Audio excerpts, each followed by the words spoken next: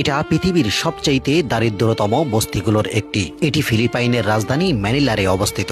এটা এমন একটি জায়গা যেখানে লক্ষ লক্ষ মানুষ দারিদ্র সীমার নিচে বসবাস করে। এখানে মানুষের সংখ্যা যেমন বেশি, তেমন কাজ প্রায় নেই বললেও চলে। আর এই কারণে এখানকার নারীরা এককালীন প্রেমে আসক্ত।